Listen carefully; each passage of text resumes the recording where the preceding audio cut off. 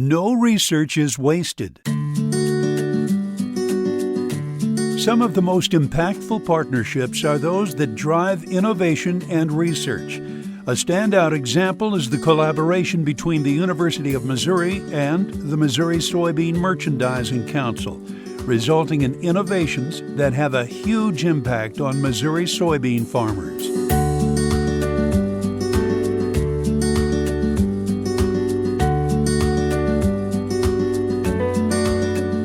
I'm Tom Stever. Our guest on this edition of the Spotlight Podcast says the bond between soybean growers and research professionals at Missouri's land-grant institution helped keep his Boot Heel family on the farm. Any research that touches the soybean is important to me. My name is Justin Roan. I am a soybean farmer in Portageville, Missouri, in the Boot Heel. I serve on the Missouri Soybean Merchandising Council, currently as their secretary-treasurer. I've been on the board for 4 years now. The agronomic research that helps me produce a better crop on my farm today, that helps me make decisions in the upcoming crop year to best manage my cost and best maximize my yield. It's valuable research to me. And also basic research.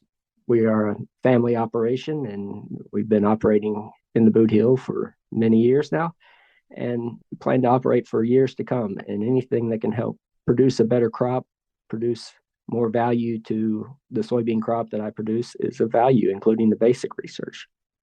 Justin, how do you take advantage of research? For instance, the research that's happening at the University of Missouri. I access data from the University of Missouri every year. I keep an eye on the variety testing that they do. I look at the agronomic research that they do as far as row spacing and encouraging them to do more on irrigation timing, for one. All of the data that they can provide and analyze for us adds value to my crop, either by increasing my yields or decreasing my cost, and I'm grateful for it. We also rely on the genetics that they produce that gets released either directly to farmers. We've relied on that in the past, or now as genetics are released through companies' partnerships. Soybean cyst nematode has robbed so much yield from soybean growers all over. Breakthroughs in getting ahead of SCN have been largely genetic. Justin, how has this been a help to you? Cyst nematode's kind of a silent stalker that takes our yield year after year. We know it's out there. It's very hard to manage. It's very hard to fight, especially if you don't have ground that you can rotate regularly. A lot of in the past has been relying on one genetic trait that's been largely present in most of the seed that we purchase. I'm excited that the research that MSMC has funded has actually identified new novel genetic trait that hopefully will be available to farmers very soon. The GM SNAP02 gene that was discovered at the University of Missouri provides another source of genetic resistance to soybean cyst nematode, and I'm excited to have that available to farmers soon. Let's talk about whether research is a return on investment for you. ROI is important when it comes to checkoff funds. How do you feel about that ROI, specifically when it comes to what is invested in research? The soybean checkoff program has provided a return to farmers in many different ways. Through our checkoff spending, we've been pivotal in developing drought-resistant varieties, enabling farmers to sustain yields despite challenging weather conditions. We've also been a leader in public breeding programs, creating innovations that private companies scale into broader market adoption. And, a lot of this stuff that we're funding is basic science, basic research. If the checkoff isn't there funding the basic research, the stuff that doesn't have a direct ROI, in the business sense, then a lot of times people question if it's worth spending. But if you're not doing that basic research, you're not going to get private industry to do it if there's not a direct ROI. And so who's going to do that research? That's where I get hung up on ROI a lot of times. It's part of the importance of our partnership with the University of Missouri, a land-grant institution that's got a similar mission to teach practical agriculture in the state. We've got a mission to serve the farmers, and a lot of the work that both the University of Missouri does and Missouri Soybean Checkoff does would not be done by private industry at the scale that we're doing it because of a lack of direct financial return, even though the discoveries down the line will have a impact on our farmers. And I think that's important that we continue to make those investments in basic science, in basic research. Justin, some research funds have been invested in the development of drought-resilient soybean varieties, helping maintain yields through weather challenges. How does that help you? Yield, the weather, different season, every season has its own challenges, and the droughtier years are, much more financially and agronomically challenging. Anything that we can do to help mitigate the risk of that drought spell is critically important to farmers. You are a relatively young producer, Justin. Notable about Missouri soybeans and its relationship with the University of Missouri is the soybean breeding program that's emerged from this. How does this position you for the future in soybean production? I view our partnership with the University of Missouri soybean breeding program to be a great success. We have two programs that we help sponsor, one for the northern part of the state, one for the southern part of the state, recognizing the fact that we have such geographical diversity in the state of Missouri. And both have been amazing partners. We've seen novel discoveries out of the northern breeding programs, such as GM Snap 02, which is a new genetic trait, newly discovered genetic trait that is going to be important to give us more diversity in fighting soybean cyst nematode. And the Southern Missouri program helped identify the soy oleic genetic trait, which is a great tool for marketing high oleic soybeans. In addition, they produce increased yields continually. They produce more genetic advancement in germplasm, and they are focusing on the soybeans that we grow here in the state of Missouri. And if that's marketed directly to farmers or if it's marketed through seed companies, it increases the material and the options that soybean farmers have in the state. And as market concentration continues to increase in agriculture, it's important that we continue to have these options available out there for farmers. Continuing to look into the future, Justin, how do you see this power of partnership between MU and the Missouri Soybean Merchandising Council play into driving success for you? The partnership that the Merchandising Council and MU has is one that we should continue to build on. It's been a success. It continues to be a success between true partners in this area.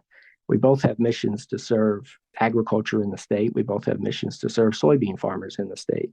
The university provides $64 million just through the College of Agriculture, Food and Natural Resources and research expenses. They've got 14,000 acres of ag experiment stations in the state.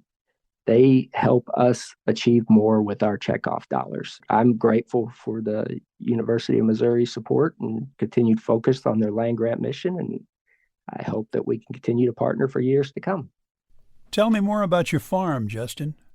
I operate a row crop operation with my sister, my brother-in-law, and my father. We grow cotton, corn, soybeans, and rice in Missouri Boot Heel. Largely irrigated, but not irrigated enough for some years, like this year.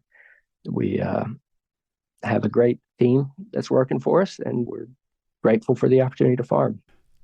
When it comes to visiting with other people about farming in the Boot Heel, what do you tell them about the differences between the Boot Heel region and the rest of Missouri? In other words, Justin, what's unique about farming in the Boot Heel? There are two unique things about farming in the Boot Heel that jump to mind quickly. One is we have a diversity of crops, row crops, that the rest of Missouri doesn't have. Being located in the Mid-South, we can produce cotton and rice. That adds to our rotation, and it adds to our logistical challenges at times with getting the crop in and out and growing the best crop. We also have abundant groundwater supply and relatively flat fields, which allows for furrow irrigation. That's a great insurance policy for the farmers in Southeast Missouri, and one that we value and one that we work to protect.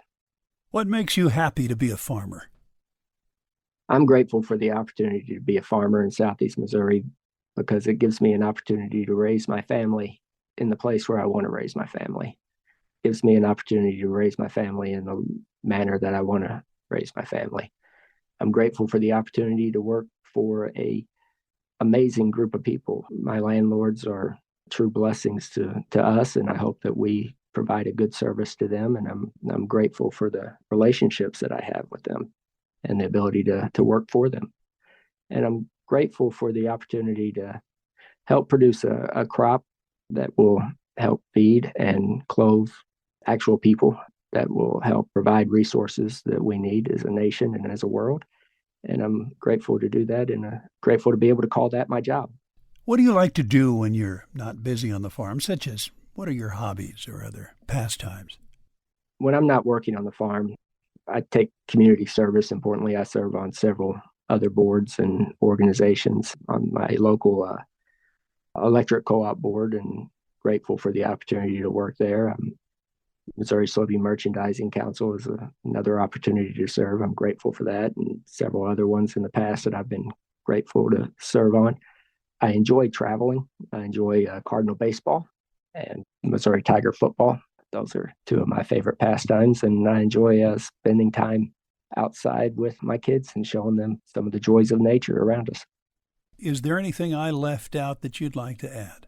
The most important thing to me is that I make it clear that I can only speak for myself, that I really believe that the research that we fund can't just be about an immediate return on investment, or else that would be research that industry would do, and we wouldn't have a role there. Some of the basic research needs to be that kind of making sure that the work's getting done. I guess I didn't hit on the fact that some of the research that we fund is also good, that we're keeping expertise alive in soybeans.